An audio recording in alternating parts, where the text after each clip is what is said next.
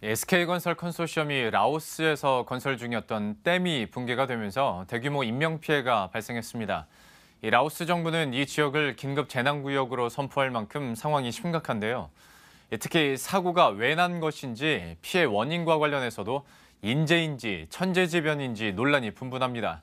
자세한 이야기는 건설부동산부의 이혜리 기자와 함께 나눠보도록 하죠. 라오스 댐이 붕괴되면서 현재 피해 상황이 얼마나 되는지부터 한번 체크를 해주시겠어요? 네, SK건설이 라오스에 건설 중이던 세피안과 세남노이 수력발전 보조댐이 붕괴된 지 나흘째입니다.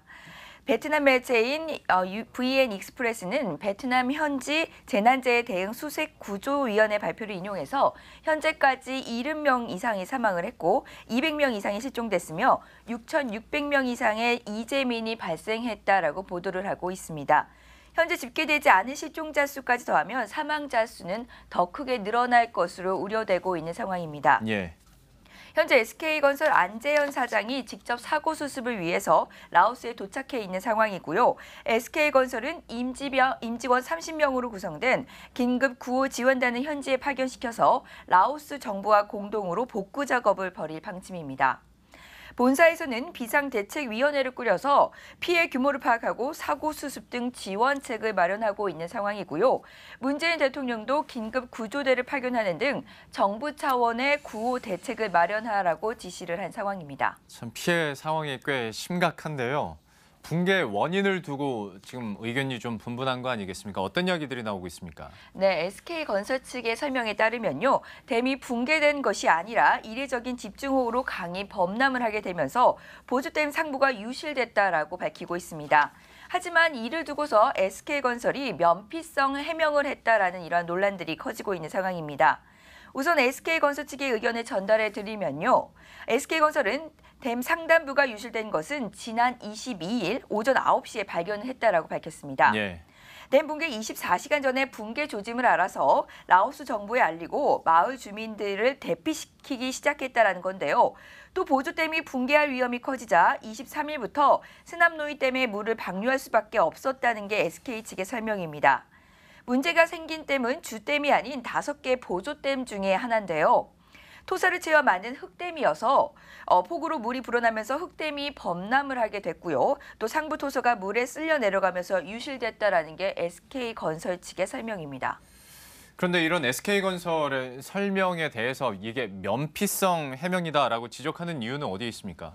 네, SK건설과 함께 라오스댐 건설에 공동으로 참여하고 있는 한국서부발전의 의견이 SK건설 측의 의견과 차이가 나면서 논란이 커지고 있는 상황인데요. 예.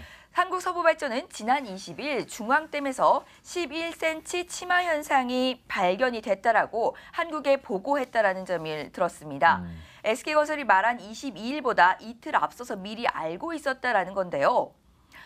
즉 SK건설이 댐 붕괴 조짐을 나흘 전부터 알고 있었지만 침묵을 해서 이를 더 키웠다라는 논란이 커지고 있습니다. 예. 양측 주장이 이렇게 엇갈리는 것은 사고 책임을 면하기 위한 것으로 풀이되고 있는데요. 댐 설계와 시공은 SK건설이 또 수량 관리와 발전 등 운영은 한국서부발전이 맡고 있기 때문입니다. 정확한 원인은 라오스 당국의 조사로 규명이 되겠지만 양측 간의 책임 떠넘기기는 당분간 계속될 것으로 전망이 되고 있습니다. 치마 현상을 언제 발견하고 언제 보고했느냐의 시차는 좀 있겠습니다만은 조사 이후에 정말로 어떤 관리 부실과 관련한 조사가 결과가 나온다면 SK건설에게도 좀 책임도 있고 타격도 커지겠네요. 네, SK건설 측의 주장대로 천재지변에 따른 폭우로 댐이 범람해서 유실된 것이라면 SK건설 측의 책임은 조금 가벼워질 수 있습니다. 하지만 설계나 시공상의 문제가 발견이 된다면 천문학적 규모의 배상과 대규모 인명피해에 따른 비난을 피할 수 없게 됩니다.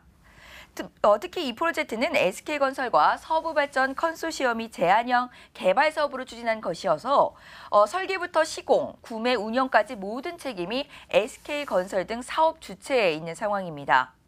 피해 보상은 인명 구조와 사고 원인에 대한 면밀한 조사 이후에 책임 소재가 조금 가려진 이후에 이루어질 예정인데요. 이번 라오스댐 공사 발주처인 PNPC는 6억 8천만 달러, 하나로 7,657억 원 규모의 보험에 든 것으로 알려지고 있습니다. 사고의 기책 사유가 SK건설 시공상의 문제로 결론이 난다면 7천억 원의 공사 보험을 통해서 보상이 이뤄질 것으로 예상이 되고 있습니다. 예. 하지만 보험에서 보장받을 수 있는 범위와 또 규모가 불확실해서 경우에 따라서는 SK건설 등 기업 차원의 피해 보상이 불가피할 것으로 예상이 되고 있습니다.